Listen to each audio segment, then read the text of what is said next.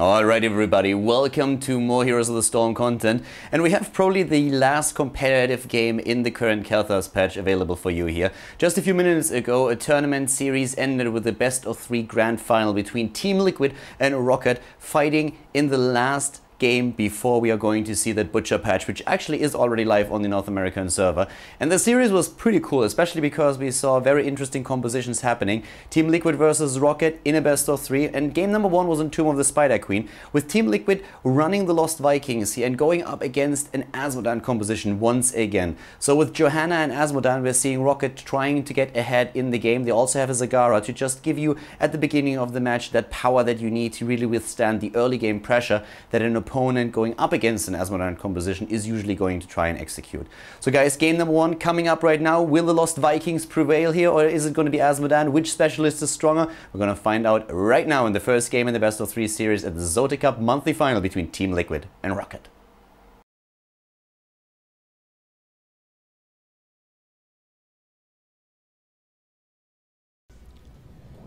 Game number 1 in the grand final here at the ZOTAC Cup monthly final. TeamLiquid faces Roccat, and we have pretty cool compositions for both of the teams. Actually very exciting ones. I'm loving this game already and it hasn't even started. To the left side it is the Spanish team with the Lost Vikings on Vortex, Gran Paquete on Rega. We have Lucifron playing Tyrael, Falcon on Sylvanas, and Blackscorp on Tacita. To the right side of the map it is the German team with Zocke playing Johanna. We're having Shadowma on Jaina, Chris on Asmodan, Sport Billy on Malfurion, and Hazorbs playing Zagara in the setup.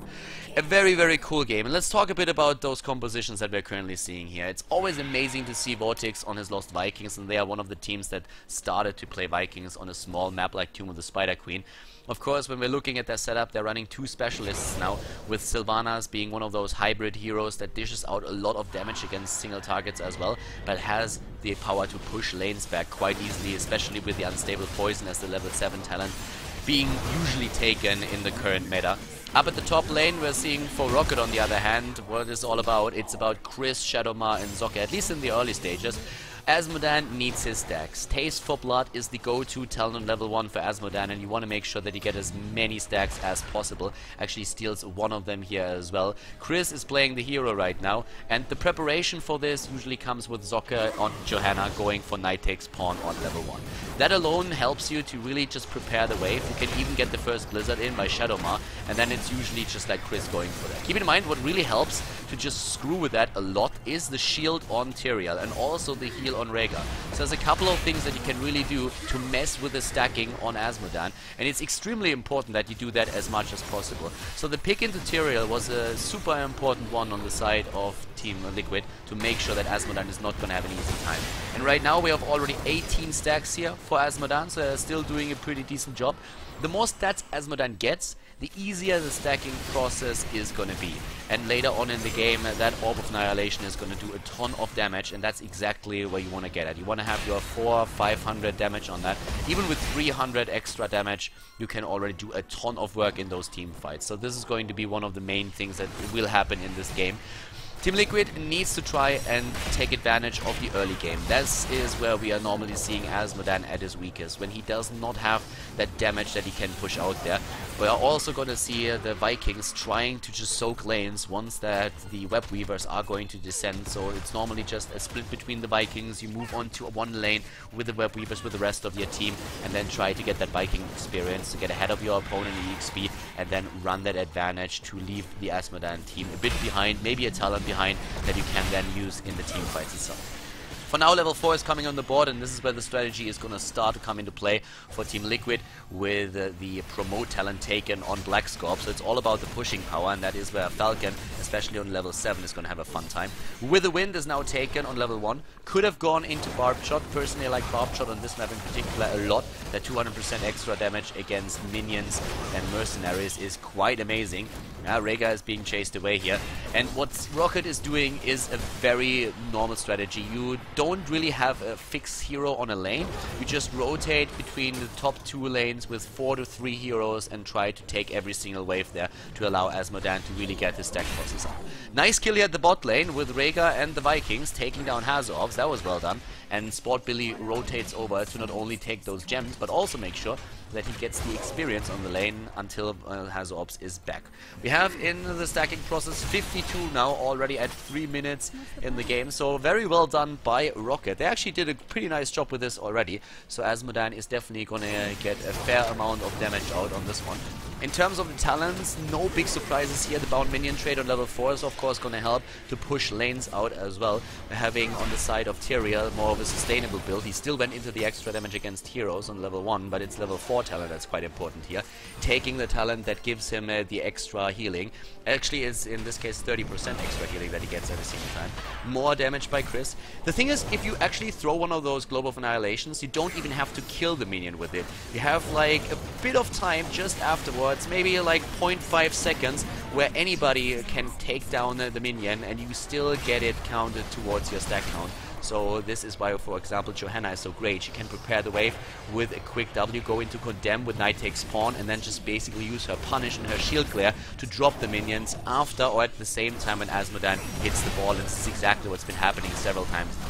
Here come the Web Weavers, and as expected, it is for TeamLiquid. They have the Vikings down at the bot lane right now, and are starting to push with those. They have a lot of pushing potential here as well. Zagara is still here though. Mid lane, that's where we're seeing Grand Paquette helping the push, and up to the top, this is where the rest of the team of TeamLiquid is moving in, and Johanna taken down. Look at Shadowma, solo, Sport Billy, also very, very exposed here, but moves behind the fort just in time. TeamLiquid is probably the best team when it comes to play against Azmodan composition.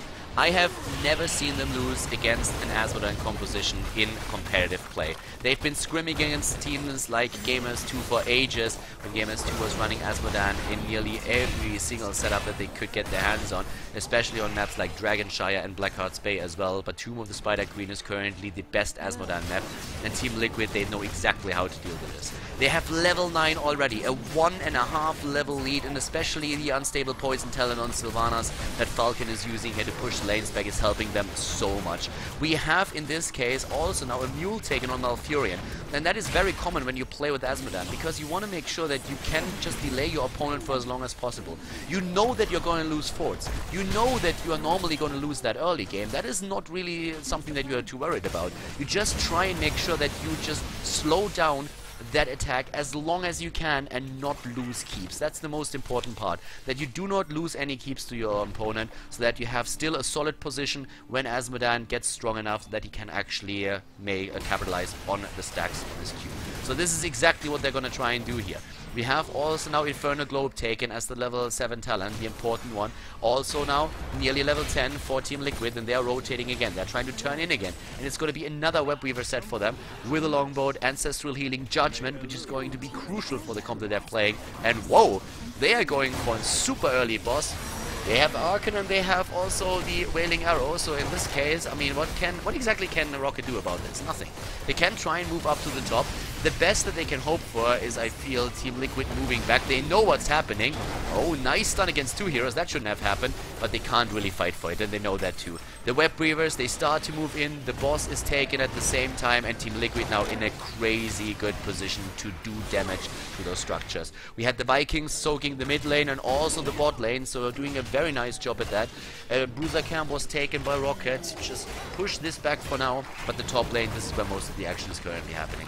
The first tower here, of course, falling. The fort already down. Bot lane experience is soaked. Vortex is keeping his own Vikings alive. Uses spin to win to also make sure that the creep spread is not getting out of hand here. And TeamLiquid is pushing the walls. There's Sylvanas once again disabling the towers, moving straight for it. No level 10 just yet for Roccat. They are suffering here. A lot of structures already down, and this wall is falling. Again, Chris with another good Infernal Globe or Globe of Annihilation, trying to get the damage in. He's at 122 extra damage already. Nice stacking process for him, and together with the black pool that he will have in just a few seconds, he can start to do a lot of damage. Here comes the initiation on the other hand, straight for Jaina. She doesn't have Ice Block yet, doesn't even have the level 10, just now hitting, but they don't get the kill in. Oh, this could be a bit of a turnaround. Maybe can Roccat take some of the TeamLiquid players out? Not even with the all shall burn on Azmodan, and the keep is down. 8 minutes into the game, and the keep is eliminated. Here comes again with the black pool, Chris doing his damage, and now Azmodan is really starting to do some work here. Only has 122 stacks so far, but still starting to get the damage against heroes out. Falcon doesn't stand a chance here, of course. got isolated by the Maw, sectioned off, and the Vikings in the meantime were still soaking. This means we have level 13 in just a second against level 11. Oh, they're trying to deny the turn-in. But now with Blackpool, all of a sudden, Roccat is saying, hey boys, you know what? I think we can do some damage here. We can start to make something happen. Can they, though? That's the question. They can't go for the turn-in yet. Nice jump on Vortex. And here comes the longboat, going straight for Zagara. Goodbye, Hazorps and Sport Billy. 50 gems. Malfurion is about to die, and so is Jaina. They are losing nearly all of their gems here. TeamLiquid with perfect play. They have the talent, the 13, and they are using it. Even running into the Shrink Ray, and Zokke is also caught out of position. Taken out. He was trying to get away here too. No chance lands, and just like that, they are down to 4 gems. They only turned in 6 so far. They have lost an incredible amount. And again, it is a bad idea to go for Azmodan against TeamLiquid. It's just incredible how good these guys are at exploiting the early game weakness of an Azmodan composition. As I said, I have never seen them lose against an Azmodan comp, and I think this game is not going to be the first one. 14 versus 11. They currently run a 3-level lead, and they go for the turn-in again. We're having them with Feral Lunge here. They do incredible work. Falcon at the bot lane has already started the camp. The count in stacks is 156. We're 10 minutes in, and 156 at the 10-minute mark is actually not good. It's not good at all. At the beginning, it didn't look too bad for Azmodan, but with all that pressure that came from TeamLiquid, they couldn't really continue the stacking process, and therefore Chris lost a lot of time on his Azmodan to get the additional kills against minions, and now he is very behind when it comes to damage. And what does that mean? That basically just means that the strong period of Azmodan in the game is being delayed further and further, and will hit very late in this game, and this of course gives TeamLiquid even more time to get into a good position, drop more keeps, and they are just so damn good. It's scary. But Roccat has shown already earlier against Virtus.pro that they are a team and a force to be reckoned with. They are extremely strong as well, and they are going to try and showcase this. So far they haven't been able to make an impression in this game, but this is a best of 3 series, and also this map is not over just yet. TeamLiquid is now on level 15, taking those additional mercenaries away. The Bruiser camp has been captured, and now they turn the Web Weavers in once more. Roccat has to delay. They have to buy time. They have to buy more and more time for Azmodan to get his hits in, and there it is. And just looking at the damage, Azmodan is actually starting to do a bit of work. He has the highest hero damage on his team with 21,000. He had to start brawling very early, and, well, way earlier than he wanted to, but he's getting more and more stacks now with every single Orb of Annihilation that he throws out there. The problem for them really is that we have TeamLiquid once again on their doorstep, trying to move in to take keep number 2. Azmodan is doing what he can to push them back. That insane poke from a safe distance is so strong. Lucifer, on the other hand, is waiting for a judgment. Who is going to overstep? Again, that globe, and here comes Condemn. They're going trying actually to section off a few of the heroes here as well, but that more didn't really help them too much. Zagara is down, and the kill against Malfurion. Oh my god. Here comes the longbow chasing down Hazorps, the Vikings once again on their cruise, and Jaina, of course, over here, as you can see, is also not going to survive. It's nearly a team kill. Azmodan, the only one who survives, and TeamLiquid is moving in 12 minutes into the game, and they're just basically saying, like, yeah, boys, we do not care. This game is ours. Never play Azmodan against us, or we are gonna punish you. And there's the GG. Well played, as TeamLiquid takes map number 1 in the best of 3 series here in the Grand Final.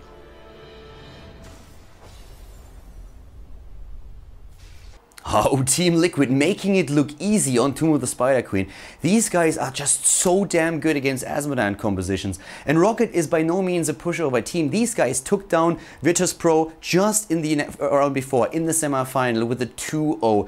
Virtus.pro is, of course, Team Arthurs, in case that you didn't know that they joined the organization. But it's just to showcase how strong Roccat is these days. It was very impressive to see them play that series. But right now against TeamLiquid on Tomb of the Spider Queen, they didn't stand a chance. Second map is going to be Dragonshire. And there, of course, they have an opportunity to come back into the series. They need to win 2 maps in a row now. TeamLiquid is not going to make that easy, though. And TL decided to go into an Illidan composition on Dragonshire. And actually, they're trying to support that with a double heal, having Rhaegar in the game and also Malfurion, while banning out Brightwing so that Roccat cannot use Brightwing with Polymorph against Illidan.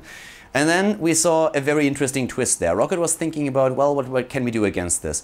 And they chose to go Lili over Uther. Lili with a blinding wind. They already had Johanna in the setup, so they can use the shield glare here. And the whole idea was, of course, to just control Illidan. Make sure that Illidan cannot go nuts in the back line of Rockat's setup. So it's a bit of a gamble that Roccat went for here. We are going to find out right now on Dragonshy if it's going to work out for them, or if the little panda bear is only cute and cuddly but not strong enough to deal with a strong melee assassin on the side of TeamLiquid.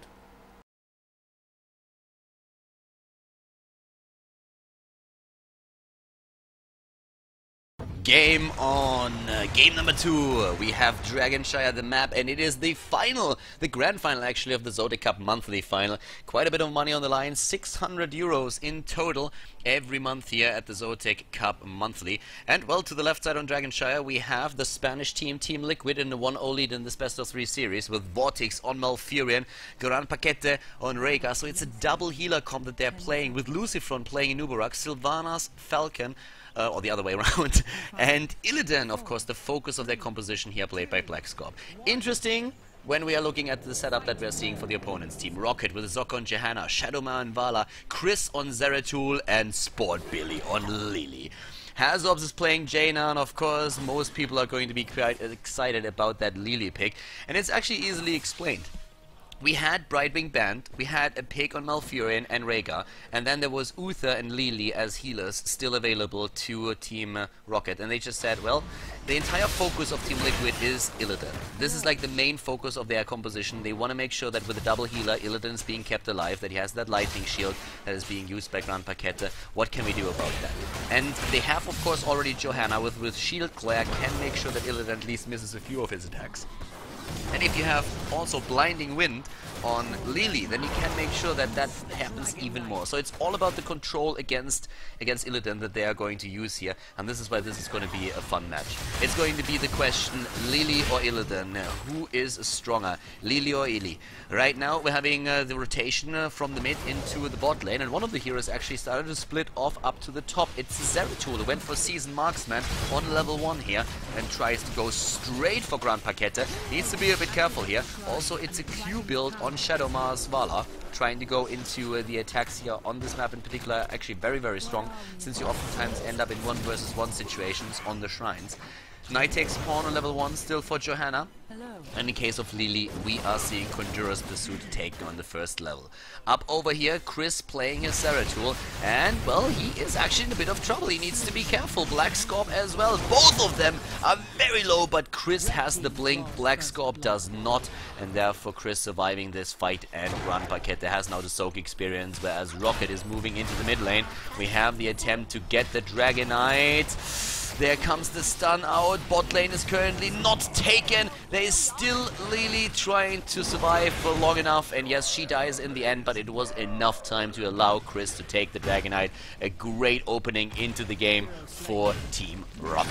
Really well done here, and it also gives them an earlier level 4, and that level 4 brings us again amplified healing on Johanna.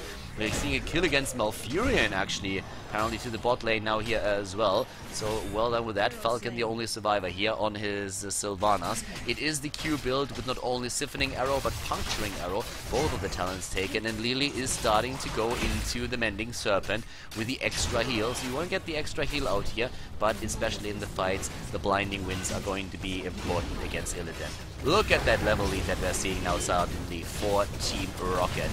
TeamLiquid is starting to fall a bit behind. Of course, this is still the early game. Blackscorp is trying to go for Shadowmare. Can Lucifer get a stun in? They get the kill. They get the kill, and up here, Chris needs to be careful. He's actually visible. He's visible and can blink away in the last second. Alright, so both of the teams now with level 4 available. We have Knight takes pawn being used here at the Bruiser camp, where Hazobs is trying to help out Zocca so that they can take another mercenary camp.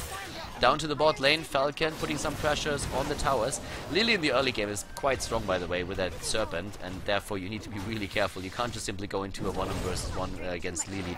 One of the main reasons why she's not really all that strong is that her healing ultimate can easily be interrupted by any kind of stun. And that is one of the things that will change in the next patch. That new Dazzle effect that we are going to have is going to be a very interesting mechanic, considering that all of the heroic abilities that channel, or where you can move move while you are channel will not be interrupted anymore, but you will just be displaced on the map a little bit when something like a grenade, for example, hits you.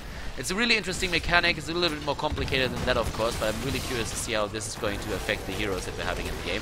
Lucifron moves in the rotation to make sure that Roccat is not stealing this camp away, and Hazops is already about to die. Illidan jumping in, but Chris was moving back. A really nice move there on the side of TeamLiquid. I'm liking it. First of all, I'm loving the idea in itself that we saw Roccat move over with a lot of heroes and just try to steal the camp away. But the immediate rotation of the Spanish team was enabled them to take not only one of the heroes down, but also make sure that they have still access to their mercenary camp and get those bruisers onto the lane. Level 8 versus level 8. We're seeing the level 7 talents now in the game, of course, for quite some time already, with Conviction taken again. It's the repeating arrow for Vala, who now is able to get a lot of damage out there, especially, of course, against a hero like Illidan, who's trying to wreak havoc at the top lane. We're having Lily going straight into the good stuff with the additional overtime healing. And down to the bot lane, the approach of Chris.